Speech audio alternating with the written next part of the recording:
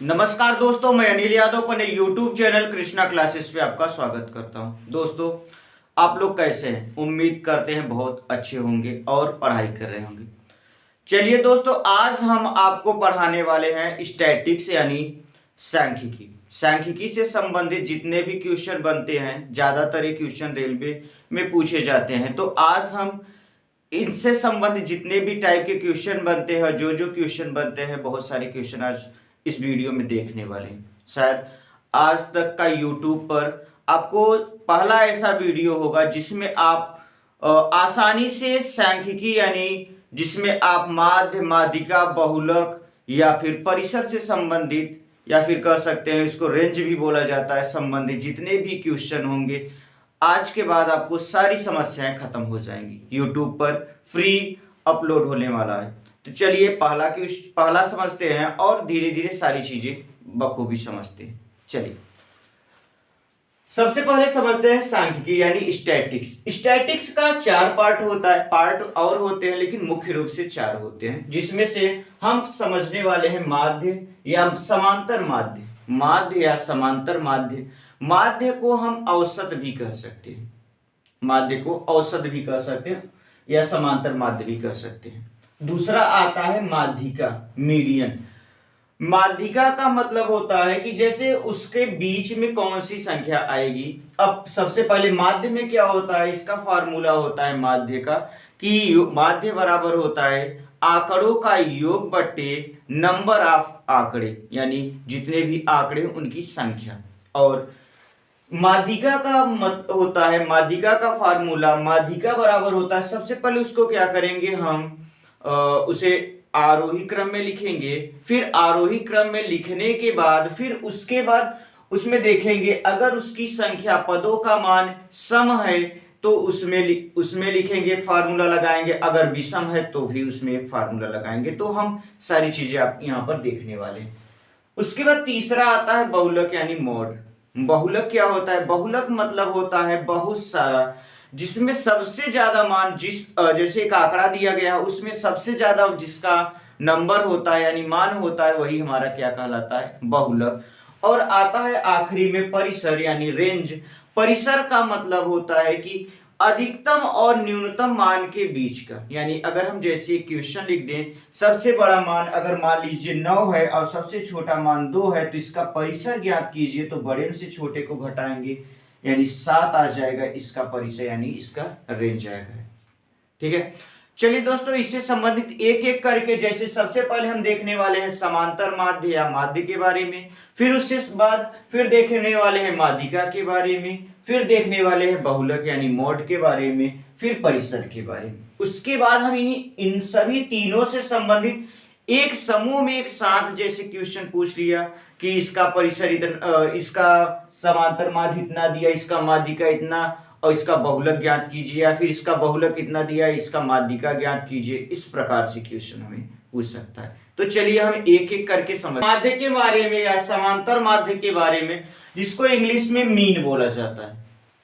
माध्य या समांतर माध्य बराबर होता है आंकड़ों का योग बटे आंकड़ों की संख्या, यानी जितनी पद दिए गए हैं, जितने भी पद, उनका योग किया जाए, फिर उनका ज्ञात किया जाए कि कितनी संख्याएं दी गई हैं। तो सबसे पहले हम इसको हल करेंगे। माध्य बराबर आंकड़ों का योग, यानी हम लिखेंगे 2 + 4 + 2 + 5 + 6 + 2 + 9 + 6 और बटे कितनी संख्या है? 1 2 3 4 5 6 7 8, यानी 8 संख्याएं दी गई हैं। अगर हम इसको जोड़ेंगे तो 2 4 6, 6 2 8, 8 5 13, 13 6 19, 19 2 21, 21 9 30, 30 6 36, यानी इसका योग कितना हो गया? 36 और बटे 8। अगर हम भाग देंगे तो 8 चौके 32, अभी कितना बचा? 4, 8 पंचे 40, यानी इसका माध्य या समांतर माध्य कितना प्राप्त हुआ? 4.5 प्राप्त हुआ। चलिए दोस्तों, अब हम देखने वाले हैं इससे संबंधित एक और प्रश्न जो दिया है 15, 19, 13, 11, 12, 10 का माध्य ज्ञात कीजिए। यानी संख्याएं दी गई हैं, हमें इससे माध्य पूछ रहा है। तो माध्य बराबर हो जाएगा, माध्य बराबर 15 plus 19 plus 13 plus 11 plus 12 plus 10 और बट्टे कितनी संख्या दी गई, 1 2 3 4 5 6, तो 6 संख्या दी गई। अगर हम इसको जोड़ेंगे तो 0 2 1 3 3 6 9 6 15 15 5 20 कैरी 2 हो गया, 1 2 3 4 5 6 6 2 8, यानी कितना हो गया 80, 80 बट्टे 6। अगर हम इसको डिवाइड करेंगे, 2 से काटेंगे, 2 3 6, 2 40 बार जाएगा, या फिर हम 40 बट्टे 3 लिख सकते हैं, या फिर इसको लिख सकते हैं 3 1 कम 3, 13 सही 1 बट्टे 3 इसका मान हो जाएगा। तो इसका माध्य कितना होगा, 13 सही 1 बट्टे 3, या फिर इसको और भी अगर हम तोड़ेंगे तो लिख सकते हैं 13.33 इसका माध्य हो जाएगा। चलिए दोस्तों, हम दूसरा समझने वाले हैं माध्यिका। माध्यिका मतलब मीडियन। सबसे पहले मीडियन को हल करने से पहले कुछ चीजें समझते हैं। सबसे पहले आंकड़ों को आरोही क्रम में लिखते हैं, यानी जो भी आंकड़े हमें दिए गए हैं माध्यिका ज्ञात करने के लिए, उनको किस क्रम में लिखते हैं, आरोही क्रम में, मतलब बढ़ते हुए क्रम में लिखना होता है। फिर देखते हैं कि पद कितने हैं, यानी पदों की संख्या सम है या विषम। अगर सम है विषम है तो विषम के लिए क्या करते हैं, माध्यिका बराबर होता है n+1/2 पद, अगर विषम पद है तब। अगर सम पद होगा तो माध्यिका बराबर होता है n/2 पद और प्लस n/2 + 1 पद बाई 2 होता है। चलिए हम इसको फार्मूला बेस्ड भी बताएंगे और आपको आसान भाषा में समझा सकते हैं कि कितनी आपको जैसे कि ये फार्मूला न भी याद हो तो आप कैसे सॉल्व कर पाएंगे। चलिए देखते हैं क्वेश्चन को। क्वेश्चन दिया हुआ है 2 4 2 5 6 2 9 की माध्यिका ज्ञात कीजिए। ये दिया हुआ है हमारा क्वेश्चन। सबसे पहले हम क्या बताएं कि सबसे पहले आरोही क्रम में लिखते हैं। तो आरोही क्रम का मतलब सबसे छोटा मान, तो सबसे छोटा मान दिया है 2, फिर 2 और फिर 2, 3 बार 2 दिया है, 1 2 3।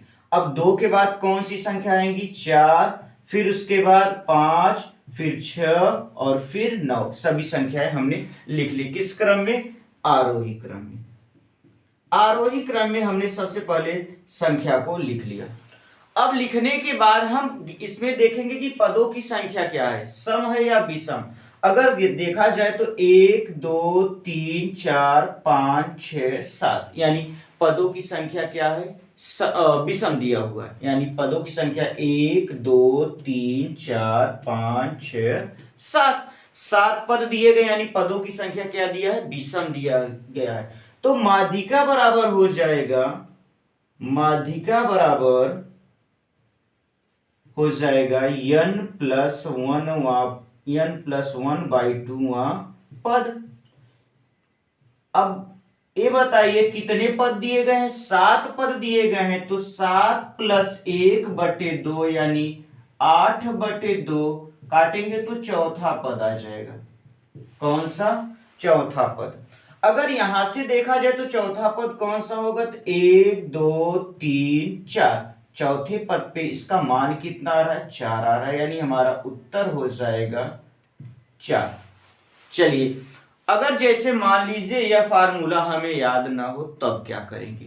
अगर यह फार्मूला याद ना हो तो हमें करना क्या है, अगर विषम पद दिया गया है तो इसको सबसे पहले हम लिखेंगे आरोही क्रम में। किस क्रम में, आरोही क्रम में लिखेंगे। आरोही क्रम में लिखने के बाद उसको 2 भागों में डिवाइड कर देंगे। लेकिन अगर वह विषम पद दिया गया होगा तो उसमें देखा जाएगा कि एक बीच वाला पद के बाद भी कुछ संख्या होंगी और उसके पहले भी कुछ संख्याएं दी गई होंगी। अगर हम देखें तो उसके पहले भी 3 संख्याएं दी गई हैं और उसके बाद भी 3 संख्याएं दी गई हैं। जो संख्या हमारा मध्य में आता है यानी बीच में आता है वही हमारा क्या हो जाएगा, माध्यिका हो जाएगा। समझ में आ रहा है। अगर आपको हमारा वीडियो पसंद आ रहा हो तो इसे लाइक कीजिए और अपने दोस्तों के साथ शेयर कीजिए। चलिए दोस्तों, अगला क्वेश्चन देखते हैं। दिया है 5 4 3 4 5 2 2 3 4 9 की माध्यिका ज्ञात कीजिए। तो सबसे पहले हमने क्या बताया आपको, इसको आरोही क्रम में लिखना है। तो सबसे पहले आरोही क्रम में लिखेंगे तो सबसे छोटी संख्या 2 2 यानी लिखेंगे 2 2, उसके बाद 3 3, 2 बार 3 है तो 3 लिख लीजिए। उसके बाद आएगा 4 4 4 यानी लिखेंगे 4 4 4। उसके बाद फिर का क्या आया, 5 और 5 5 5, उसके बाद अंत में 9 आया, यानी सभी संख्याएं हमने लिख रखी। 1 2 3 4 5 6 7 8 9 और 10 संख्याएं दी गई हैं। हमने लिखा कितना, 1 2 3 4 5 6 7 8 9 10 संख्या। चलिए बहुत बढ़िया, हमने इस प्रकार क्वेश्चन को लिख लिया। अब क्या करना है हमें, पदों की संख्या देखें तो यहाँ पर क्या आ रहा है, सम संख्या आ रहा है। पदों की संख्या कितना आ रहा है, सम आ रहा है। अगर सम आ रहा है तो माध्यिका के लिए अभी हमने बताया, यहाँ पर फॉर्मूला लिख दिया है हमने। माध्यिका बराबर लिखा है n/2वां पद प्लस n/2 प्लस 1वां पद बाई 2। अगर यहां से देखें तो कितना पद दिया गया, 10 पद है, तो 10/2वां पद प्लस 10/2 प्लस 1वां पद और बट्टे 2। अगर हम देखें तो इसमें काटेंगे तो कितना हो जाएगा, 5वां पद प्लस इसको जोड़ेंगे तो 5 2 पंचे 10, 5 और 1 छठा पद, छठवां पद और बट्टे 2 करेंगे।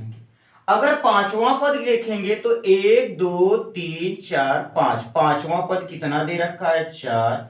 फिर अगर हम छठा पद देखें तो छठवां पद 1 2 3 4 5 6, छठा पद भी कितना दे रखा है, 4 और बट्टे 2 करेंगे तो जोड़ेंगे, जोड़ दीजिए 4 4 8, 8 में 2 से भाग देंगे तो कितना आ जाएगा, 4, यानी उसका माध्यिका कितना प्राप्त हो जाएगा, 4 प्राप्त हो जाएगा।